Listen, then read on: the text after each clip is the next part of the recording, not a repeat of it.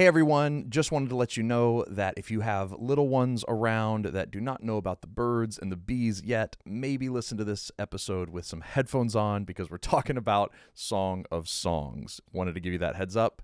Let's dive in. Hey everyone, and welcome to the Spoken Gospel Podcast. My name is Seth, and we are talking about the Song of Solomon. David, how are you feeling about the second episode? Well, I'm feeling very good about it because we got through some of the bigger themes that the book addresses in the last episode. I think I was surprised. I kind of expected love poetry. Yep. But what I was surprised by was the way that you talked about that this is poems about a woman losing her virginity in a wise way. Yeah. And we talked for a long time about how the marriage night should be a night attended to by wisdom because the fate of the world is at stake. And so if you want to listen to that conversation, you should go listen to our previous conversation. But building off of that, I actually still don't know anything about the book itself. We have not gotten into the book I yet. know it's a collection of poems about a woman losing her virginity in the tradition of the wisdom literature. Yeah. But how does the Song of Solomon actually work?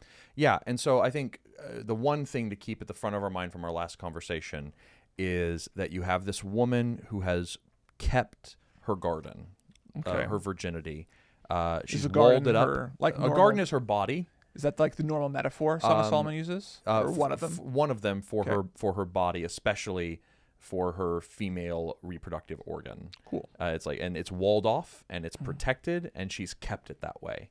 And she, along with the daughters of Jerusalem, other virgins in Jerusalem, other Jewish virgin women, have they're friends and they are thinking about going through this rite of passage at some point, and she is the one leaving that fold of women to go join with her husband. And now the husband comes and he has to open her garden and take away her virginity, this priceless, beautiful thing, and do that in such a wise way that what he gives her on the other side has to be just as good as or better than it's not just her shame virginity. And destruction, but just honor and life. And beauty. Actually, so there's this divine transfer, this beautiful transfer that happens from virginity to wife, or virgin to wife. And so the structure of the song tells that story. Okay. And so there's kind of a helpful way to look at it. And let me just say this up front as we get into some of the meat of this book. There's just no consensus around how to handle this book, how to lay it out. This is one of the few facts I know about Song of Solomon, that there are, and you can correct me if I'm wrong, but there are more commentaries made about Song of Songs than any other book of the Bible. I think maybe the fairer way to put it is there are more commentaries that don't agree with each other written about Song of Songs. Or another way to say it is, for every opinion, there's a commentary, and for every commentary, there's an opinion. Like, basically no one really agrees. There's some consensus around certain things, like, Solomon probably didn't write it, but there's several commentaries that claim he did. Yeah. There are things around how to interpret it. Some claiming allegory or a historical drama, but most, especially in the last 100 years, it's a love poem. So there is some consensus. Yeah. But there's just a lot of opinions out there about how to interpret this thing. So we have read a bunch of commentaries. And there is one interpretation from a very reputable scholar who's written many commentaries people love. There's two of his books right down there. Yeah. You've got those top two. There New are American both from Commentary him. and Word Biblical Commentary. That's right. And so it's Dwayne Garrett.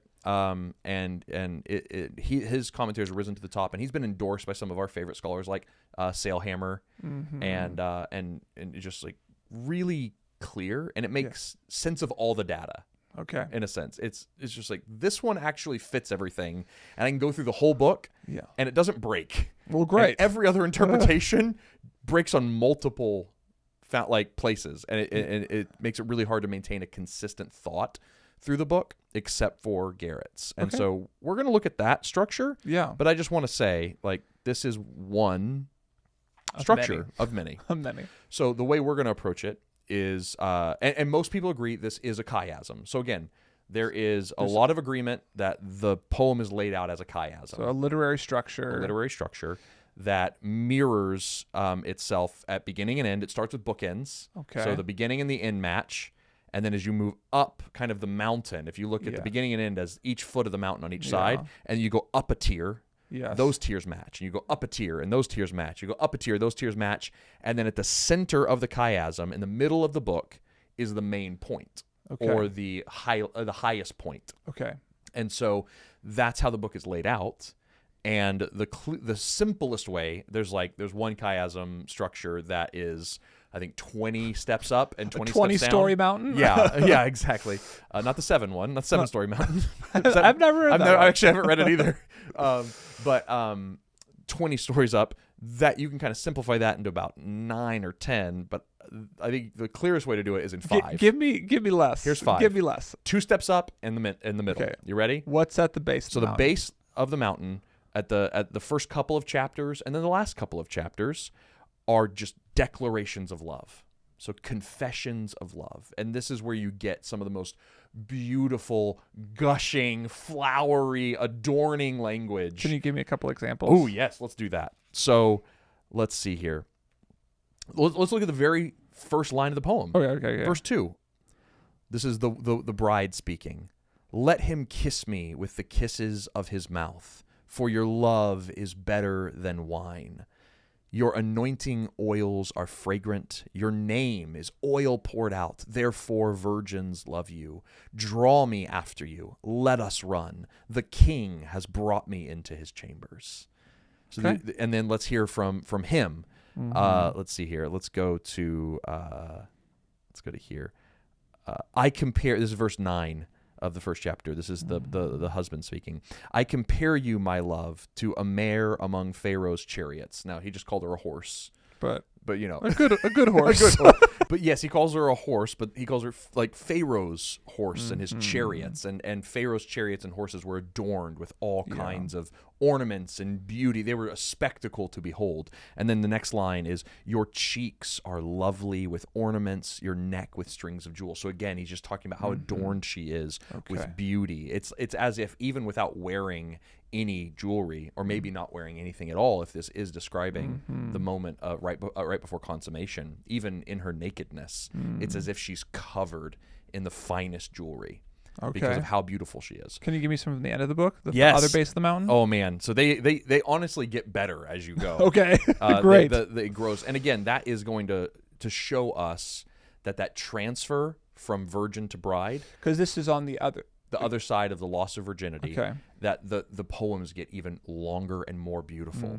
And so it's showing that even when the bride loses something, everything is still to gain. And so here at the end, this is the final declaration of love. Some of the final declarations of love. I mean, there's so many. I should have picked my favorites ahead of time. But let's see here. Oh, that you were a brother to me, 8:1. Oh, that you were a brother to me, who nursed at my mother's breasts. If I found you outside, I would kiss you, and none would despise me. You know what she's asking for here? PDA. Yeah. She can't. It's uncouth in this culture to just kiss her husband like crazy in public. And she's like, but if you were my brother, I could hold your hand. I could hang on you. I was like, the brother thing's throwing me, but man. It's not appropriate for a husband and wife to act that way in this time in public. She's like, oh, but if we, like, I wish it was culturally acceptable for me to just kiss all over you, even whenever we're hanging out in the market, because I just can't keep my hands off you. Okay. And she's just gushing over him. Great. Or let's see here. Let's look at chapter 7.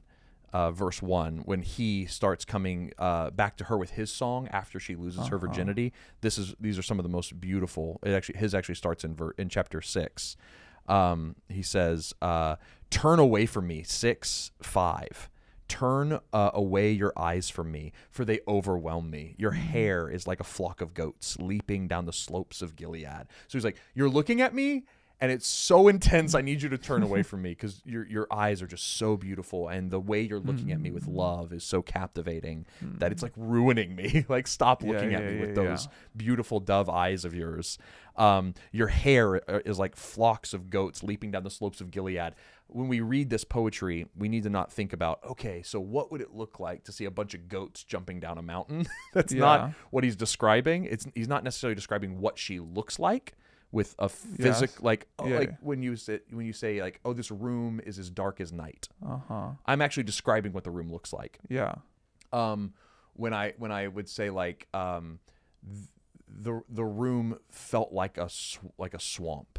Mm-hmm. I'm not saying that there's like my room is wet and there's creatures in it. It's like I feel like humid, it's dark. And I'm feeling like it's unsafe. If and I was there's to guess, lurking. Then, if this is supposed to be a vibe more than a description, yes, I'm thinking like just bouncing beautiful hair in a Pantene, like a hair commercial where it's just like a Pantene commercial. It's just like, well, how do you get your hair to do that? I've never seen anybody. Yeah, so Dwayne Garrett, what he says is these metaphors aren't describing how the woman looks to the man, but how the woman makes him feel. He's like, I've seen goats hopping down mountains, and I'm like, that's stunning. Yes. And I'm like, wow, like how they do that, how like their sure-footedness, and because these goats now that you said that, like, oh, these aren't just like goats. These are mountain goats. These are those goats that have like those rock climbing goats. Yeah, the rock climbing that goats. are just like running up and down. Crazy. I've seen videos. Like, how of that. can your hair flow like that? It's so beautiful. And so he's just like, it's very, very gushy. So cool. That's the bottom of the mountain on each side. Can I ask because we keep talking about these as perspectives on the loss of virginity. Is the first one a declaration of love before the consummation, and is the last one a declaration of love after? Okay, so yes and no. Okay. And here's, again, where we have to think about the genre and the structure. Yeah. So we don't want to think about this as a linear form of events. Okay. But instead as possibly the same-ish time of events happening from different vantage points. So each poem, we have a preparation for consummation, and then an event happening after, and then like consummation, and then something else. Oh, good question. And then it happens 5 times? Kind of. Okay. That's actually really helpful as we think about structure.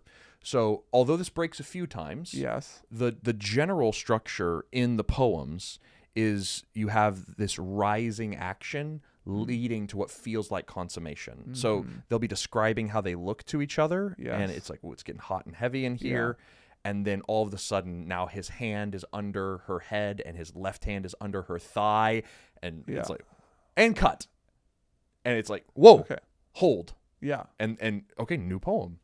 And it kind of does that several times. Kind of the way like cameras will just pan away. Like you see the door close. That's right. And then you don't see anything else. And you understand what's happening next. Yeah. Okay. So yes, that kind of happens a lot of times here. And so at the beginning and the end, you have these longer sections of confession of love and beauty and commitment and adorning the lovers both ways, the woman to the man and the man to the woman. And different poems will kind of focus on different parts of that experience. So like what the beginning poem will focus more on the preparation, just as an example, like focus more on the preparation for the consummation, and the middle poem focuses more on the consummation itself, or maybe it's a little hard to, or I mean, I guess the way you, again, they don't fit quite into these linear categories. I guess the way you said it was like these are declarations of love. Yes. So the biggest thing you should notice in the first one and the last one is just these declarations of love for one another. Yeah, that's I think what we want to preserve here, and I'm in my no right now. There is a yes to your question. Yes. But I'm in the no right now.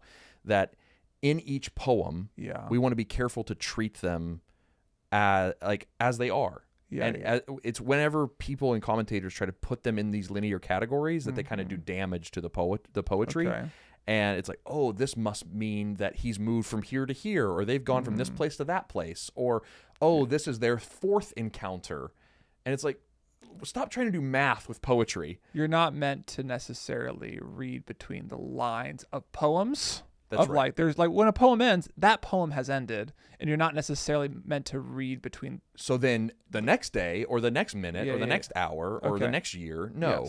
Yes. And so that's the no. Okay. But there also is a yes to your question about, so is the first set of confessions of love poetry looking forward to the consummation, and the second set looking back at it?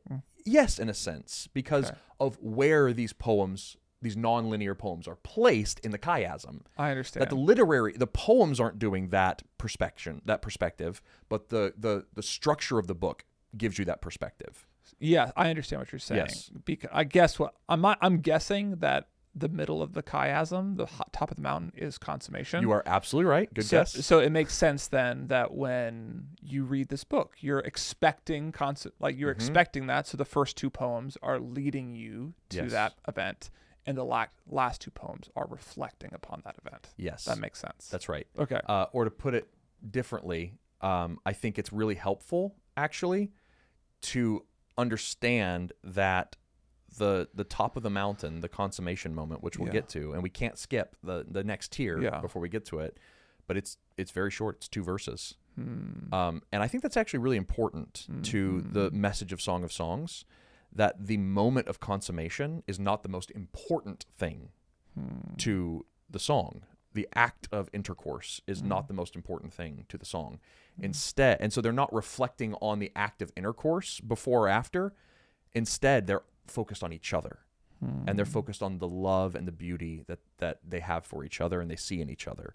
And so leading up to it, you have this man saying, affirming that this virgin bride is as beautiful as you could possibly imagine. Like, she is the embodiment of the purity of virginity, and she is prized among all women. Yeah. And then she loses her virginity, and what happens at the end is he says, and you're even more beautiful now. He elevates his languages, uses longer poetry, dives deeper into his description of her beauty, because with the loss of virginity, she didn't lose any of her beauty, and which was her fear. And we'll get into that more at another time. But so I want to say they're not reflecting on the consummation. They're always reflecting on each other. Yes, and the point, that's a helpful clarification. Yes. But as a reader, you're like, these are important because they are placed after the consummate event. That's right. And it's like the fact that they're longer afterwards. Yes, means something. It does. It means more after the event than it would have before the event. Absolutely. Because if the poems were shorter after the act of consummation, I've lost interest. They would assume you've lost interest. Yeah. Okay. So that's the bottom level, confessions of love. The next level is contemplating the marriage bed. Okay. And you go into the woman's psyche. It's very interesting. So this particular part, these are chapters 3 and 5. And 3 is in the first half, and 5 is 3 is the first side of the mountain, and 5 is coming down the mountain. And these are the center of the quandary for commentators. This is where the biggest diversions happen. In both, the woman finds herself on a bed at night. Okay. And she looks for her husband and cannot find him, which is very strange, because right before and right after the like not being able to find him, he's right there on top of her. Okay. And then all of a sudden, because they are ending with like the door closing or his hand on her thigh or something. Yes, but then also even in these poems, he's right there. Okay. And it looks like they're about to have sex, like for the first time or again, or, because again, it's cyclical. So it's like they're about to consummate, and then the husband's gone at the moment of their consummation. So let me read you a couple of these. So you can see. So let's go to chapter 3, verse 1. On my bed by night, I sought him whom my soul loves. I sought him, but found him not. I will rise now and go about the city, in the streets and in the squares. I will seek him whom my soul loves. I sought him, but found him not. The watchmen found me as they went about in the city. And I quote, "Have you seen him whom my soul loves?" That's the woman speaking. That's the woman speaking to the watchmen. Scarcely had I passed them when I found him, whom my soul loves. I held him, and I would not let him go until I had brought him into my mother's house and into the chamber of her who conceived me. Okay, we'll stop there. So in the ESV, my little superscription here, Yeah. which is not in the Bible, Yes. is the bride's dream. Okay. So that's one interpretation, is that the bride is having an anxiety dream Okay. about her husband leaving her. Mm-hmm. And she woke up from the wedding night and looks around and her husband's not there. So she runs out into the street and asks the keepers of the city if they've seen her husband, and she's worried that he's abandoned her, and then she finds him and brings him home. Mm-hmm. Mm-hmm. So that's interesting. Okay. So this is her, like, where'd my husband go? And then finding her husband. So that is an interpretation, Okay. but not the one we're going to defend here. Okay. That is not our interpretation. Okay. So there are many, many others. That's, I would say, the most common. You mentioned that this is an insight into her, like, anxiety about losing her virginity. That's right. So this is contemplating the marriage bed. Yeah. So again, right before this poem starts, in verse 16 and 17 of chapter 2, my beloved is mine and I am his. He grazes among the lilies. He is on top of her, enjoying her. Mm-hmm. Until the day breathes and the shadows flee, turn, my beloved. Be like a gazelle or a young stag on the clefts of the mountains. Like, nuzzle into me, my beloved. Mm-hmm. And then she's on her bed at night, and I sought him but found him not. So again, it's this, oh, they're going to consummate. And then right as they consummate, right as you would think the consummation would happen, the husband's gone. Mm-hmm. And the woman's alone with and her the thoughts. woman's alone. Why? And this is going to happen again in 5, but it's going to be different. So let's look at just this one. And Dwayne Garrett, and I'm convinced by his interpretation of this, is that the woman is going into an experience that only a woman can have, and that the man cannot be a part of. That there is a part of the first marital union that the woman enters into that the man cannot. The man, yes, he's a virgin in that he's sexually inexperienced, but he's a non-virgin in that he doesn't have the biological marker of virginity. And for a man to lose his virginity is not the same thing as a woman to lose her virginity. And we talked in the first episode too, just about like the social stigma that came for a woman who was not a virgin.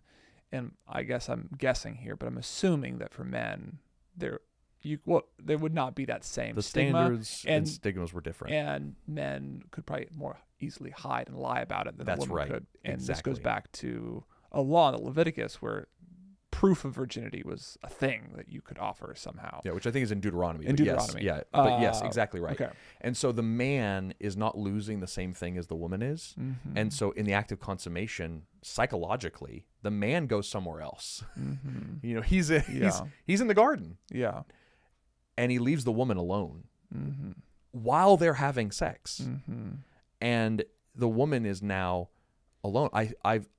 Who understands what I'm going through? My husband doesn't, even though he's right here with me and loves me. But I've sought him in this moment, and he's not going through the same thing I'm going through. Interesting. And so what does she do? She goes to the watchmen. And who are the watchmen? Yeah. Other than those who have been the keepers of her virginity all along. It is her virginity itself. Okay. So not her brothers and the women. I think it's all grouped in there. Okay. So you have those who have kept her virginity, herself, her friends, her familial community. Yeah. There's even a recent paper that came out that maps the semantic range of watchmen and brothers, that they do kind of share some semantic territory. So yes, I think all of that is included, but it's summed up in the idea of the watchman is her virginity. What the watchmen watch over. Yeah, kind of like the same thing. Yeah, what the watchmen watch over is her virginity, and so she goes to them, and she's like, "I'm coming to the watchman, like, because that's who's been my protector for so long.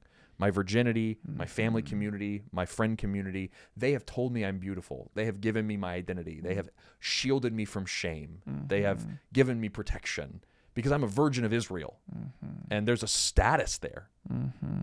And now it's being taken." By my husband, and I can't quite look to him yet to know if he's going to protect me in the same way. But then, as soon as she's asked the question, as soon as she contemplates that fearful vulnerability of losing her virginity, she finds herself. She's like, "Hold on, this is my husband. You know what? I'm going to grab him, and I'm going to take him to my mother's chambers. And this is not, they weren't out in the city streets and then went into her mom's house. That's not where the wedding would have been consummated in Jewish culture anyway. Instead, the mother's chambers is the womb, the birth canal.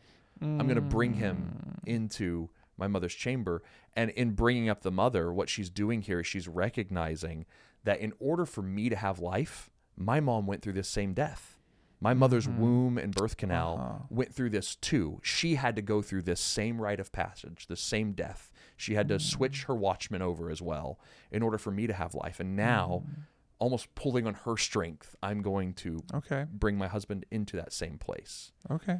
And so, again, the poems aren't providing the temporal perspective, but the structure is. And so, since the consummation hasn't happened yet poetically, what you can see this as is her contemplating the moment of consummation, not experiencing it, but thinking about it. Yeah, when you consider the poems as a whole, you're anticipating that event. Yes. But even though in the poem, you might be in that moment. Right. It's hard to say. Yes. Okay. And so what we want to see here is that this is her poetic reflection on what that moment's going to be like. I'm going to have to, my husband's not going to feel the same way I'm going to feel. I'm going to look to my virginity to protect me. It's not going to be there. But you know what? I'm going to move forward anyway. And I'm going to bring my husband into my mother's chamber. Okay.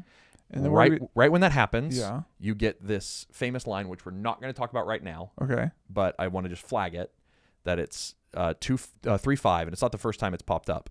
But I adjure you, O daughters of Jerusalem, by the gazelles or the does of the field, that you do not stir up or awaken love until it pleases. So she contemplates losing her virginity. She embraces her lover, and then she warns those who protected her previously. Yes, the virgins of Israel. Don't awaken love before This time. is a costly thing I'm going in to do. Do you see how costly it is? Do you see the price that I'm giving up? Okay.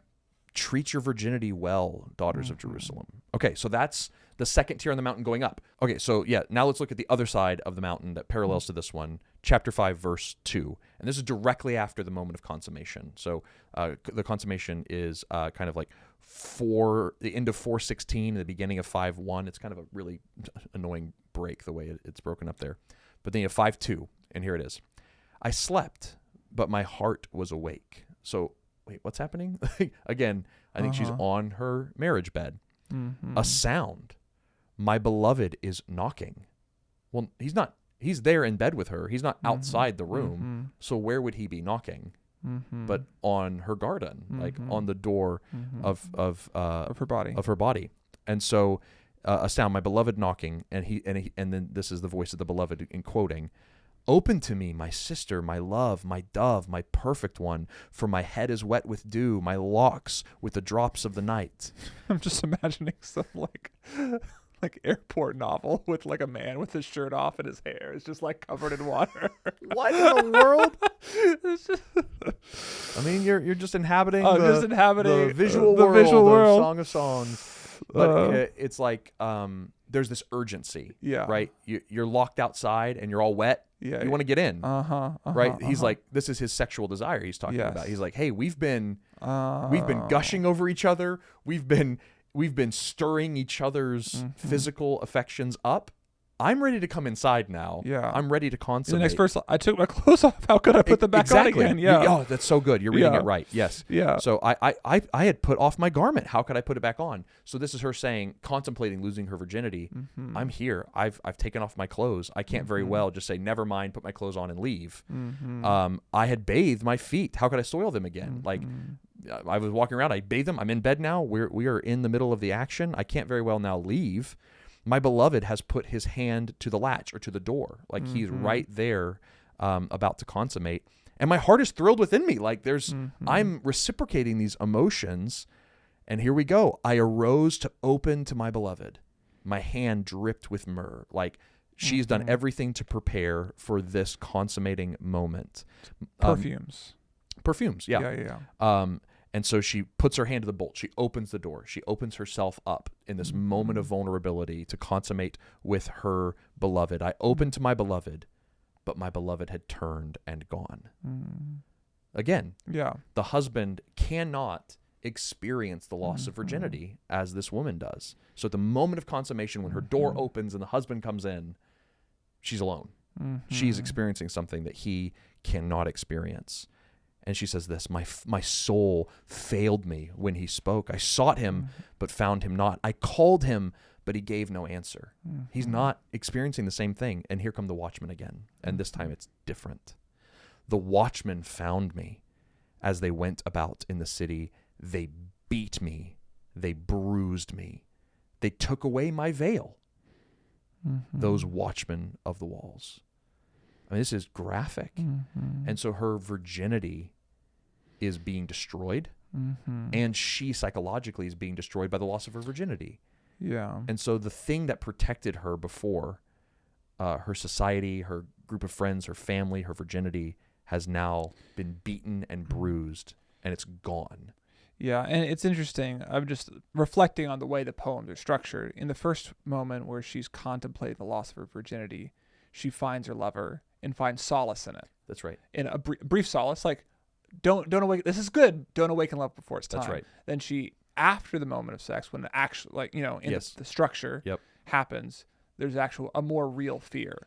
Oh, it's actually happened now. Yes. It's like the evidence is here. Yep. And I've truly lost the thing that I've been protecting my whole life. So it makes sense that in the poetic structuring, the psychological effect would be more pronounced. That's right. So that's why in here each of these moments of the woman has in these visions, or whatever you want to call them, one is anticipating the wedding night or the moment of consummation, and one is reflecting on how it felt. And it's like, it makes sense that prior to, there would be hope. Yep. Optimism. I'm gonna grab him. I'm a little scared, but I'm gonna grab him. We're gonna do this. Yeah, like naivete, and what's after there's a brutal reality. You know what it was like. Or in just like, did I make the regret? Yeah. Like regrets. All the vulnerabilities on the line. You can only have regret after the fact. That's you can't have like pre-regret. That's right. Yeah. And I don't know if regret is in here, but it is violent. And it is violent.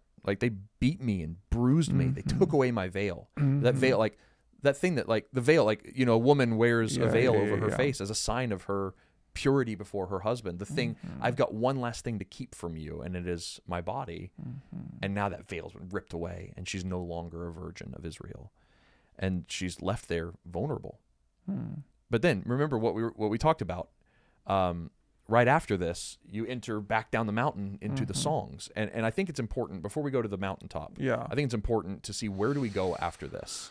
How do we get from this brutal reality of the loss of this priceless thing that she's protected for so long, her virginity? Yeah. How do we go from that to, hey, we're gushing over each other again at the end of the song? Well, there's and you've mentioned before, she's vulnerable. Like, so vulnerable. She's vulnerable. She's bruised. Yes. And will anyone will I still be accepted and loved and found beautiful now that I'm no longer a virgin? Right. I mean, incredibly vulnerable questions. So right after she explains that she's been beaten and bruised and that they've taken away her veil, she adjures the daughters of Jerusalem. She begs them that they help her find her beloved. And when they do, tell him that she is sick with love. And so she is that a positive thing or a negative thing? Yes. Yes. Yeah. I think anybody can relate to that idea. As like, oh, it's good to be drunk with love, and intoxicated with it, but also like there's no like mental anguish quite like are we really on the same page? Yes. Like, right. Was that the right? This love has made me sick. Yeah. Yes. And so then the beloved, or the daughters of Jerusalem answer, and they say, well, who is your beloved? What makes him so good that you should continue to search for him after such a beating, or such like a loss of virginity? Like, why? Who is he? Tell us who he is. Like, who are we looking for here?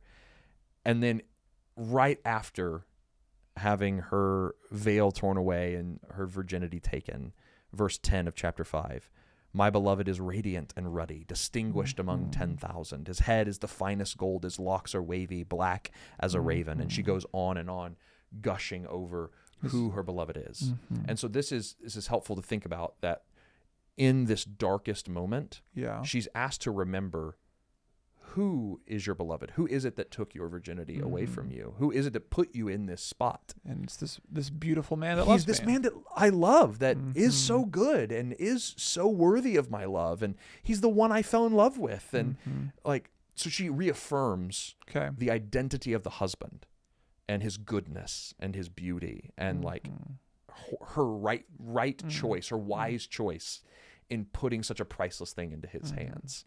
And so she gushes over him, and then they ask another question, and this is just so beautiful. They ask this question, well, where is your beloved? We know who he is, but where is he? You said he's gone. Yeah. Right? You sought him and found him not. He's not here. So chapter 6, verse 1, so where has your beloved gone, O most beautiful among women? Where has your beloved turned, that we may seek him with you? And then she answers this way, verse 2 of chapter 6. My beloved has gone down to his garden, to the bed of spices, to graze in the gardens and to gather lilies. I am my beloved's, and my beloved is mine. He grazes among the lilies. So she says, they say, where is your beloved? He's right here with me. Right now we're unified in the act of intercourse right now, and he's grazing in the lilies. He's right here with me. He never left. So I know who he is now, and I know that he actually never abandoned me. In the moment when the loss of her virginity threatens her with shame, and kind of personified by this chorus of people, well, who is your lover really? Well, where is he where really? do you go? She is she's like, in the same moment her virginity is being lost and she's being tempted with shame. Yes. The presence of her lover is proving none of those things are true. Well, yes, absolutely. And she in her moment of loss, she realizes what she's gained. So I've lost all this. Well, then where's your lover? He's here. And then the next thing that happens is the husband sings his longest song over his beloved. That she truly is loved. She hasn't made a mistake. That's right. There is safety and that's right. protection You are beautiful as Tirzah, my love, lovely as Jerusalem, awesome as an army with banners. And he takes everything he said previously, repeats a lot of it, but like just exponentially more, like gushes even more on it. And so it's amazing to see that in this moment of potential shame, potential vulnerability, will I be enough? Will I be found beautiful? Will I expose myself?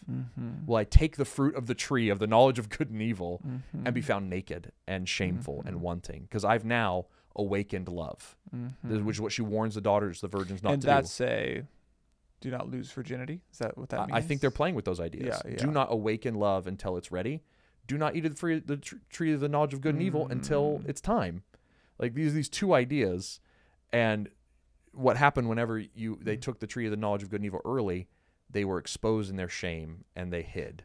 Instead, now when it's taken at the proper time, she's found as beautiful and lacks shame. I guess there's a jump there that I'm still processing.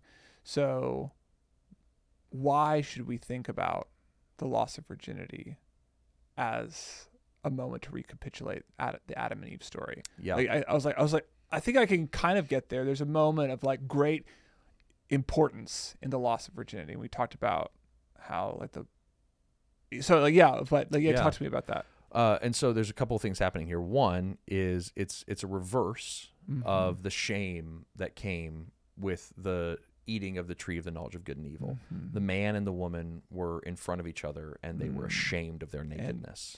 Okay. So now in the highest moment of vulnerability, where it seems like all her protection is lost, the last shred of something covering her up, her veil of virginity is removed, and there is literally nothing left between her and her husband that will keep her from being found out and unprotected.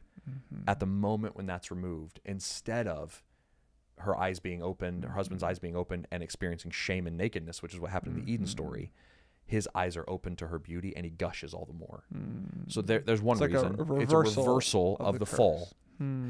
Also, though, I think with the warning that she issues 3 times to the daughters of Jerusalem, I adjure you, O daughters of Jerusalem, do not stir up or awaken love until it so desires, that she is pulling on this idea of the early eating of the fruit of the tree of the knowledge of good and evil that happened in the Garden of Eden, that they were not supposed to eat of it until its proper time, because that's not in Genesis, that idea of like wait around a while and then you'll get to eat the fruit of the tree. But Jewish tradition holds that was the idea, that God would walk with them in the garden, train them in the ways of wisdom, and eventually they would eat from the tree of life and the tree of the knowledge of good and evil, and they would be wise and eternal, just like him. Yeah. But they ate too soon and brought death and shame into the world. Interesting. And so she said, hey, don't eat the fruit too early or you'll experience death and shame. It's fascinating to me just to think about sex, like sex in marriage as a reversal of the fall. Yes. And a reversal of the curse. Like, that's absolutely fascinating. And I think that is a bit of the wisdom of what's being brought in here as wisdom literature, because wisdom literature, the idea of wisdom is that it moves with the grain of the universe, that God formed the world with wisdom, is what he says in Proverbs, that he, before the world existed, he made Lady Wisdom. Yeah. And through Lady Wisdom, he made the world, and the world bears her fingerprints. And so whenever we accord with acting in the way that Lady Wisdom would act, we actually enter back into the grain of the universe, the way the world is supposed to work. And so Adam and Eve, in their actions, went against the grain of the universe and brought shame and brokenness into the world. But it's interesting that actually when we enter into a shameless, in a way, like a relationship without shame, that we actually can kind of bring Eden into our bedrooms as married couples. Or also, I also want to say, or by protecting your virginity as these daughters of Jerusalem. Like being in the garden and not taking the fruit, or taking the fruit of it at its proper time, are both ways to be wise in the garden. Man. And this is me now reflecting on the wisdom literature. So if sex in marriage is one way the shame of the curse can be reversed, it then makes sense why folly is promiscuity. Yes. Why Lady Folly is a woman constantly beckoning men to awaken love before it's time, to have sex with her, to sleep with her, to do. So it's interesting then. It is. That the way the curse in the world is perpetuated in Solomon's literature elsewhere is through promiscuity with Lady Folly. Yes. Rather than monogamy with Lady Wisdom. Yes. And I think before we go to the summit of the mountain here and land the plane on this episode, I think right here is a really good moment to talk to people who are sexually broken, or would think of themselves as sexually broken, which might be the majority of listeners, because that could be you've used pornography habitually. Maybe you've been through a bad divorce and you wonder, like, did I miss Solomon's wisdom here? Maybe you had extramarital sex. Maybe you were a victim of rape or incest or some kind of sexual brokenness. And I think that this part of the song has just beautiful truth for you, if that's you, in any of those categories. If you're a man who's habitually been addicted to pornography, you can resonate with the woman here saying, like, I have utterly broken my virginity, like my innocence, like the purity that I have before others and God has just been tarnished and beaten. Will I still be able to be found lovely and beautiful and acceptable? If you're a woman and you've gone through sexual trauma, you might think, there's nothing I have to offer now to a man or to God. I've been ruined. I've been broken. I've been abused. No one will be able to find me lovely again. And I just think this song also speaks to that reality and says that both a human man that's acting wisely and also your divine Father can come to you after that beating and bruising and speak to you like this husband did, and say, no, you are beautiful above all else, son or daughter. Like, I treasure you. I love you. I will not neglect you. I will not put you away. I'll stay right here with you. And so it's just like, I think that's really important to say here in this moment, because a lot of people have not gone through a marriage relationship as cleanly as this woman and man did. Right. Right. Yeah. And it's so you have probably to, more often than not, we enter into even like we don't enter into our marriage. Nobody does. This new Adam and Eve. Completely flawless. Like, I mean, like with like if Jesus was the standard of don't even lust after a woman. Yeah. You know, or even just reading briefly the descriptions of this man and woman, where it seems as if like these are perfect people in their love for one another and have no past at all. Yeah. I'm like, man, yeah. Has anyone been close to the woman or the man in these Which is stories? why it's wisdom literature. Yeah. It's this ideal, right? And so we have to bring the ideal and put it next to reality and say that there's this beautiful redemption that's happening here in the loss of innocence and the gaining of beauty. That through that death of virginity, there's life in acceptance. Yeah. And that is the transformation that can happen to anyone, no matter what your past is. That especially in Jesus, he is the groom who can take us out of any death, even sexual death, and bring us into life and find us beautiful still. He can be this husband to you. So that's really important to say. Right, and that's the way the story of the Bible ends, right? In Revelation, you have Jesus the groom, like wiping away the tears of our past and our shame and like welcoming us into his home. Yeah. You know, that's the end of the story. That's right. The other thing to say here too is that I think the Song of Songs has regularly been used to reflect not only on sexual relationships or human relationships or broken sexuality, but also it has been a way to process through our relationship with God. Yeah, we've mentioned it multiple times at this point. Yeah. And this, again, is another good moment to stop before we go to the mountain. Yeah. It's a good moment to stop and talk about how a lot of people, myself included, my very first book I ever wrote, I had a whole chapter reflecting on the Song of Songs as it relates to the dark night of the soul. So there's this time in most Christians' lives, I might argue every Christian's life, where you feel like God is gone. And it might even be at the moment where you felt like you were supposed to be the most intimate. Like there was this moment of consummation, this moment of obedience, this moment of stepping out, this moment of maturity where I thought we were going to really nail it here, God. And you told me to do this thing or come to this place or obey you in this way or take this step, take this whatever. Yeah. It's like you make a vulnerable sacrifice on your part. And then you're like, wait a second. Where is God? Yeah. Where did he go? And this is a spiritual reality that so many people, myself included, others included, have gone through. St. John of the Cross wrote about this in The Dark Night of the Soul.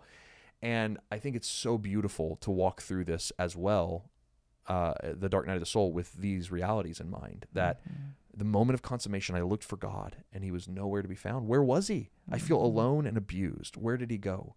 Let me do the exercise that the daughters of Jerusalem and the bride go through. Who is your husband? Who is God? Well, no matter, even though I feel abandoned and alone in this moment, who is he? He's radiant and ruddy. He's the husband of all husbands. He's the God of all gods, the Lord of all lords. He's faithful. He's kind. He's attentive. He's patient. He's with me. He's loving. He's died for me. He's died for me. Like we can gush over God's identity as an antidote to the lies that the dark night of the soul can bring. And then we can remind ourselves of the second question. Well, where is your beloved? He's right here. He's in me. The communion with God has never stopped. The Holy Spirit didn't stop indwelling me. Right. Whenever I have experienced this loneliness, he is right here with me, and he has never stopped singing over me. And so I think it's also important to stop there and kind of name the spiritual brokenness we go into as well in this time, because it's just so visceral and helpful. Yeah. So that's the second tier. So so the chiasm, right? We had the confessions of love at the beginning and the end. Then up a tier, we have the contemplation of the wedding bed. Yes. And we have anticipating it and then reflecting upon it. Yeah. And then right in the middle, we get these two little verses. Where are we at? We're going to lead into it from 4:16.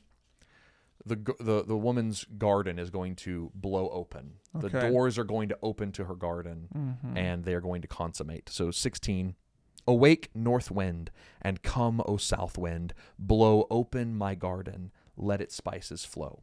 It's important to note here that leading up to this, the husband has just described the woman as this unassailable tower. that she's got shields of David covering her, and she's like a fortress. And he's like, the watchmen have done their job. Yep. And also, I will not take you.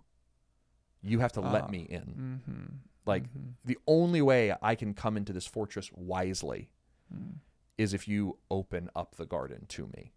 I cannot assail you. You are too wise, and I am too wise for this to happen in any kind of broken or shameful, or to use maybe a modern term, non-consensual way. So this is what precipitates the highest moment. I'm going to open up my garden and let my spices flow. Like, she's ready. She's been sexually aroused, and she is now ready to give herself over to her husband. So the end of 4 is the highest moment. You get a line from the woman, a line from the man, and a line from the chorus. So you have, let my beloved come to his garden and eat its choicest fruit. And then he says, I came to my garden, my sister, my bride. I gathered my myrrh with my spice. I ate my honeycomb with my honey. I drank my wine with my milk. And then the others say, eat, friends, drink, and be drunk with love. And that is the mountaintop. That is the moment of consummation. You have this bride giving herself over to her husband. Let my husband come and delight himself in me. Let him take the thing that I have to offer to him. My choicest fruit is my virginity. It is my garden. Here it is. I've given it to him. And then he says, I'm going to get myrrh, this expensive thing, and all the spices, all the best things are used here, right? I'm not just going to have honey. I'm going to just take a bite out of the honeycomb. Like, I'm going to have it all. I'm going to have the wine and the milk, like fat things and rich things. And it's just this beautiful expression of him knowing the cost, the value, the beauty of what he's receiving. He does not trivialize what she has given to him in this moment. He heightens it to its uttermost. And then you get the endorsement of the community. That there's no scandal here. It's done, almost in public. It's obviously not done in public. Right. But you have this societal chorus of how good this is. Yeah. Eat, friends, drink, be drunk with love. Like, this is a good thing you're doing. And there's no shame at all in the whole world for it. It's pretty cool. That's the mountaintop. That's the mountaintop. Song of Songs, man. That's really awesome. So that's the song. Okay, man, I feel like I have so many questions. Like, what I was like, okay, I understand what Song of Songs is about. Yeah. My questions are all now like, why on earth is this in the Bible? Yes. Why does this make sense of the biblical story? Yes. How does this add to my understanding of what God is doing with Israel and with Jesus? Right. Like, those are all my questions. I'm like, okay, I think I understand what Song of Solomon's doing. I see some provocative hints. Oh, it's fascinating that the moment of consummation includes milk and honey. Right. Just like the land of Canaan was filled with milk. So I'm like, okay. So yes, that means I've done my job. Well, great. Because this is exactly where I wanted our next episode to go. Is awesome. We understand the book. I think we've let it do its work to us now. I think we've seen it in a clear way. Now let's ask the canonical question, why is this in the Bible? And we're going to talk about that in our next episode. Well, thank you, David. This was super enlightening. I really appreciate it. Thank you guys for listening, and we would love to see you next time in our next episode, in our final episode, in the Song of Songs.